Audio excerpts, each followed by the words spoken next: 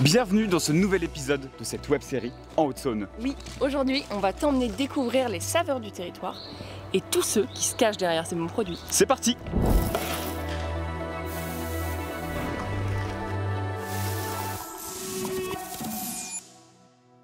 On ne pouvait pas commencer cet épisode sur les saveurs de la Haute-Saône sans aller découvrir un incontournable du territoire, la cancoyote. Que tu connaisses ou pas, on t'emmène découvrir les secrets de fabrication. Bonjour, bienvenue à la ferme de la Motte, la fromagerie La Florizelle, qui pratique l'agriculture biologique avec des vaches laitières, tout ça pour faire la fameuse cancoyote. On est 4 producteurs fermiers en Haute-Saône à fabriquer de la cancoyote. Et donc on travaille à partir de lait entier cru. Ouais. Pour obtenir le lait écrémé, donc on va passer le lait dans une écrémeuse. Donc après le pressage, on obtient donc une grosse meule de méton blanc que l'on émiette. Et c'est ces petits grains blancs que l'on va mettre à l'affinage. On va y ajouter du sel avec l'objectif, en 3 jours, d'obtenir un méton doré. En 3 jours? Ouais. C'est assez rapide. Ouais. Et c'est ce méton-là qu'on utilise pour la cancoyote. Voilà. On le fait fondre. Ou il y a un ajout, il y a quelque chose? Alors on ajoute de l'eau, en fait, même quantité d'eau que de méton. Et on rajoute un petit peu de beurre. Voilà, ça c'est la recette de la cancoyote nature. Mais du coup, on est d'accord que le lait écrémé, c'est un lait où il n'y a plus de matière grasse. Oui, effectivement. C'est la spécialité fromagère où il y a le moins de matière grasse en fait. C'est fou. Et là, le méton brut comme ça, il est à... Zéro. Zéro. Il n'y a pas de matière grasse. Et donc du coup, il y a une IGP sur la cancoyote. Du coup, elle ne peut pas être faite n'importe où. Voilà, effectivement, la cancoyote ne peut pas être fabriquée n'importe où. Elle se fabrique donc sur la région Franche-Comté. On produit du lait pour fabriquer la cancoyote. Donc, sur cette zone définie, il y a donc les fermes qui vont produire le lait. Ok, donc il faut que le lait vienne d'ici. Voilà, sinon on ne peut pas appeler la spécialité fromagère cancoyote. On a ensuite filé dans le village de Montaut où nous avons été à la rencontre d'Ophélie, torréfactrice de café de spécialité. Tout le monde connaît le café, mais on connaît un peu moins ses secrets de fabrication, alors que c'est la boisson chaude la plus consommée en France. Après ça, tu pourras partager ses savoirs à la prochaine pause café. Et en fait, le café, on le reçoit en sac comme ça. Et en fait, on parlait de café de spécialité. Le café de spécialité, c'est qu'on a vraiment de la traçabilité. On peut même aller jusqu'à la parcelle, on connaît la variété précise. Et après, sur les sacs, il y a toujours le détail, si on a du bon café.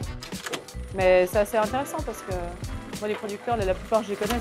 J'ai que de l'arabica parce que Robusta, c'est pas du café, en fait, c'est une autre plante. Donc là, en fait, j'ai mis le grain vert. On le met dans le torréfacteur.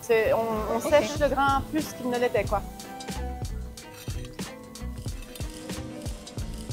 C'est le moment de cuisson. Donc ce qui va se passer, là, on va l'entendre bientôt. C'est comme le popcorn.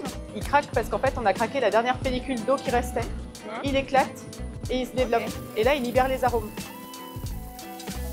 En fait, ça c'est rigolo, mais dans le vin, il y a 400 notes gustatives.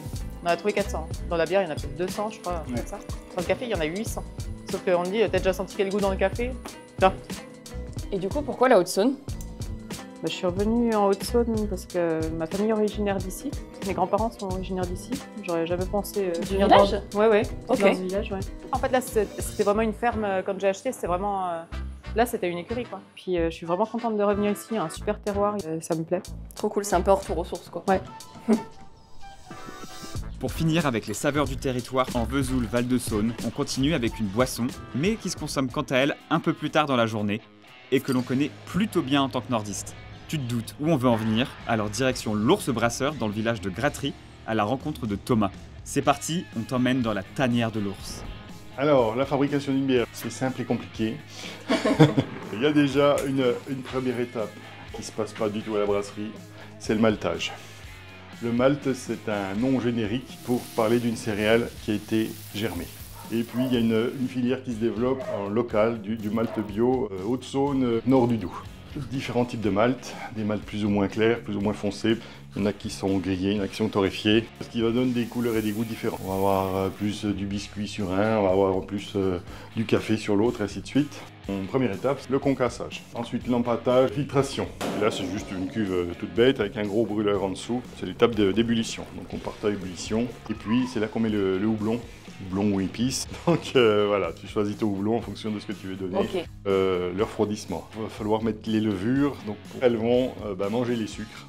Et puis, le déchet de la consommation des levures, c'est du gaz carbonique. Et puis, l'alcool. Et après, on pourrait boire. Et après, voilà, le meilleur moment. Donc, ça prend entre 5 et 8 semaines à la louche, entre le jour du brassage et le jour de la dégustation. T'as une bière phare, du coup? Je dirais que j'en ai bière plusieurs. spéciale. Vraiment, ma bière signature, c'est la bière noire. Une bière stout. C'est de loin ma bière la plus complexe. Elle est nickel. Et du coup, pourquoi la brasserie de l'ours? C'était mon surnom. Donc l'ours, c'est toi. Voilà, c'est moi. Je suis égérie. On espère que ce petit aperçu du terroir gustatif de la Haute-Saône t'aura ouvert l'appétit. En tout cas, il reste plein de choses à découvrir. Ou à goûter même. Et quant à nous, on se retrouve dans un prochain épisode de cette série en Haute-Saône. Et on se dit À bientôt. à très vite.